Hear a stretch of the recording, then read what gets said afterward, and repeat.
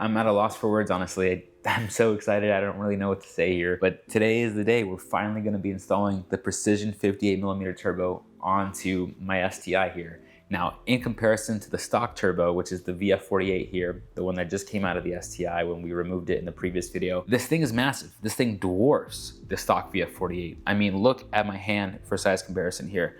It's not even close. They're both internally wastegated models, and I think this thing is good all the way up to, I wanna say 620 wheel or a crank. I'm not too sure about that, but you can find that information on Precision's website. And this is the box that the turbo came in. Now, I think I've done enough talking. I will show you guys a quick little comparison, and without further ado, let's just jump right into the install. A couple key differences here to quickly go over. So the Precision turbo that we're gonna be installing today comes with a 15 PSI wastegate actuator. Now, Precision sells this turbo specifically with two different options. You have the 15 PSI or the 20 PSI option for wastegate actuators, but this one is the 15 PSI model in case any of you guys were wondering. Now, another thing you guys will notice is I'm missing a couple fittings on the Precision turbo, and they just happen to be here. I have a box down here with some new crush washers and gaskets we're also gonna be installing once we throw this back onto the car. And the oil feed line here still needs to be installed. And the major difference here is that this is a stainless steel braided line. So that is always a nice upgrade to have. So I still have to reinstall the up pipe onto the car. And once we install the up pipe, we'll get going onto this install. Make sure there's a new gasket on the up pipe to turbo flange, then line up the bottom fitting of the turbo to the hose I'm pointing to right now. That's the oil return line for the turbo. Once you line that up, you can drop the turbo onto the studs for the up pipe, and then just make sure you reinstall the clamps with loops on both the bottom and top portion of that oil return line. And that's pretty much it, guys. Make sure to install all your fittings as well as that stainless steel oil feed line. Oh my gosh, I am literally just speechless. This thing is so freaking big. You never know how big they are until you actually install it. And I mean, it's super hard to capture the size on video, but I mean, look, it's just an absolute unit. I think this thing is on par with the Blausch 5.0 and the FP Black and Zero. Now, I am worried about the fitment just a little bit, just because that oil feed line here is touching the compressor and it is touching the transmission bell housing here on the left-hand side. And we are, in fact, able to see all the studs that go from the up pipe to the turbo flange all the way around, so that's always good. Now, we have a couple things left to do. We have to install the left-hand side water line that goes to this hose here, and then we still have to prime the turbo, which is why I left that port open on the top. So I'll inject some engine oil up here, then spin this, and that should be good to go. And then finally install that oil feed line that goes here into the passenger side head.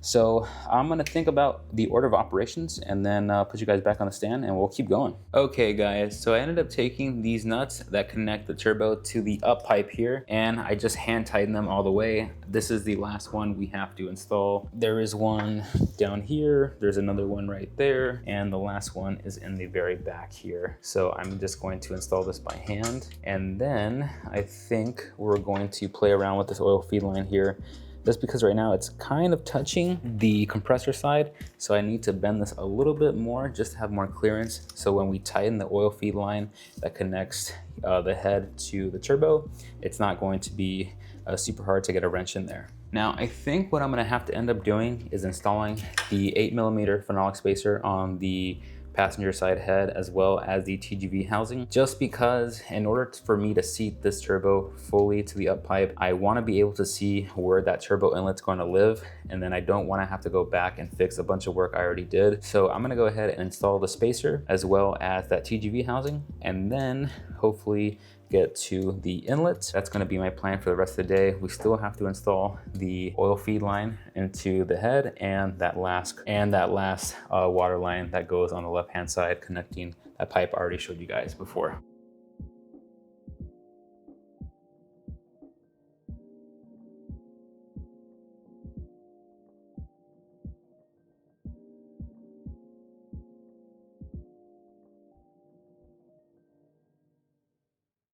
All right, now we can install our 8mm phenolic spacer first. And if you notice, there originally were gaskets here at the bottom that connect the TGV to the head. But since these already have gaskets, you never want to double gasket them. And then now we can install our actual TGV delete right here. And I'm really hoping the bolts I got on eBay are going to be fine because they are incredibly long. All right, so these are, I think, 110mm long bolts.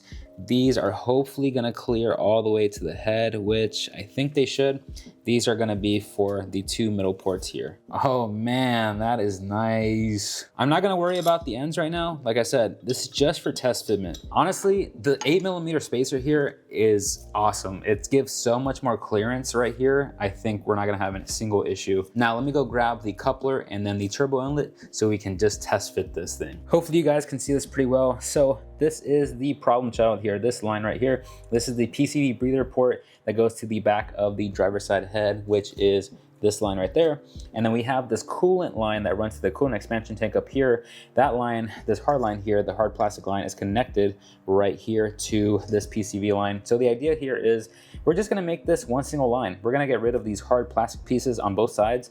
So that's why I have to run to the auto parts store, because as soon as I move this up, there's enough clearance on this silicone inlet right here to fit the turbo inlet. So that's going to be hopefully the solution.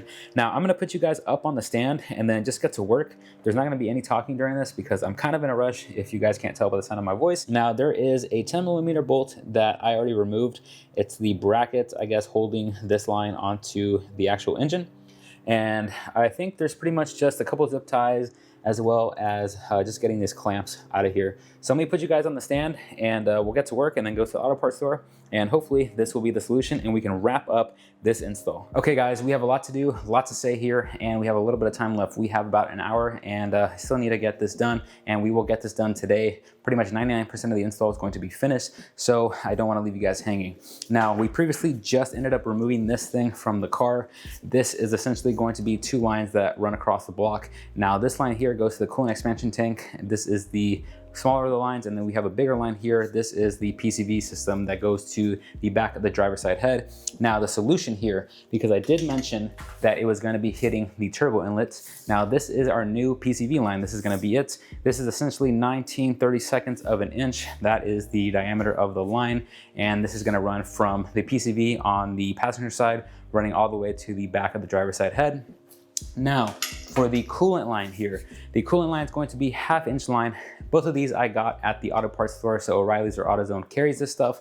Now this 1/2 inch line is going to be our coolant line that runs from the driver's side of the block all the way to the coolant expansion tank. So pretty simple fix, and let me show you, now that we have both of those lines off the car, now I just test fitted the turbo inlet onto the turbo, and we still have to bolt everything down and make final adjustments, but everything fits perfectly. Let me show you really quick what we're gonna do, and then we're gonna keep on going. And here is exactly what I was talking about. Now this pretty much clears, it's a small little gap here, very infinitesimal, but it pretty much clears the intake manifold right here once it sits on the TGV housing, as well as this side. It is a tight fit, but it does indeed clear. So this is going to be our setup with the turbo inlet and the turbo with the brand new coupler we're gonna be installing. Now, if you are a visual learner, just like I am, let me show you what I was talking about. So here is our new PCV line, and now that this thing is not in the way and in a fixed position here, we're pretty much gonna run this line all the way to the back of the head here. However, here's the caveat. This is where it was originally connected, and you can see there's some type of wiring off here. It goes to this port all the way down here. It's just covered up. So what I'm gonna do at home the next day, and then you guys can check out the next video to follow up, but essentially I'm gonna go home and take my Dremel. I'm gonna make a cut here, make a cut here, and we're gonna basically splice this line in between those 2 portions of the cut. That way we can still connect to this port down here, and we can connect to the breather port here on the driver's side of the head. Now for the coolant line that goes to the coolant expansion tank here. Now this is a simple fix. This is as simple as just plugging in this end of the coolant hose all the way down here where my finger's touching. So we'll connect it just right here, and then this thing is free to go to the coolant expansion tank.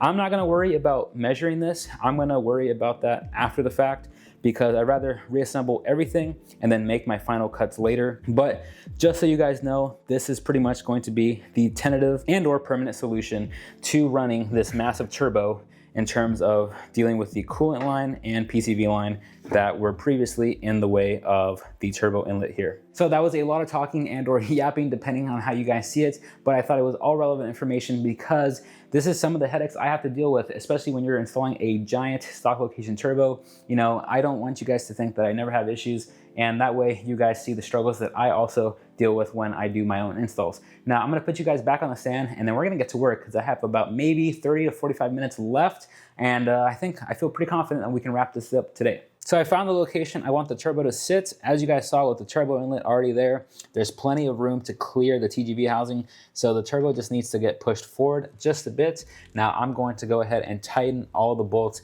that go to the bracket to support the up pipe, as well as the flange that connects the up pipe to the turbo.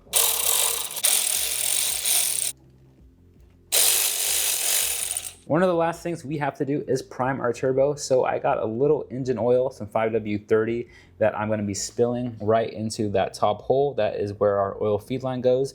Once I throw this oil in there, I'm gonna go and stick my hand inside of this hole here and spin the wheel around. That way we have a lubricated turbo and we don't have a dry startup once we start the car. Now for the oil feed line, I have to insert this end to the top of the turbo. This is going to be a 13 millimeter. Make sure not to over tighten it. And then this end connects to the top of this. Then we tighten that down. And then lastly, we tighten this with our 17 millimeter wrenches on both ends. And then this will wrap up this portion of the install. There is that fitting I just installed. It is this one right here, the one I am touching right now, the one that's swinging back and forth. I'm gonna plug this coolant line back into it before I tighten it, just to make sure everything is where I want it to be. And then we'll tighten that last thing and this install is gonna be done. What a hell of an install. This thing was a beast to install, but you guys saw the size of it. This thing looks impressive in the engine bay, and I cannot wait to go to the dyno and see what the STI makes. And I'm also glad you guys came along with me for the ride, because I hate seeing people on YouTube do install videos, especially when I want to watch install videos, and it just seems that they're having such an easy time, especially when they skip over the hard part, you know? So I'm glad you guys saw all the struggles I went through, so maybe I could help you guys out. If this video helped you out in any way, make sure to leave me a like and a comment. Let me know what you think of this brand new Precision 5858 we have on the STI, and hopefully it's going to help us accomplish part of our goal with the STI once we go to the dyno. Now make sure you also subscribe, because in the next video you guys are going to be seeing what I ended up doing with this, because like I mentioned, we're going to end up cutting this. So in the next video you guys are going to be seeing these lines already installed on the car when we start installing the flex fuel. So that's also something I'm really looking forward to. Thanks again for checking out today's video, and I'll catch you on the next one.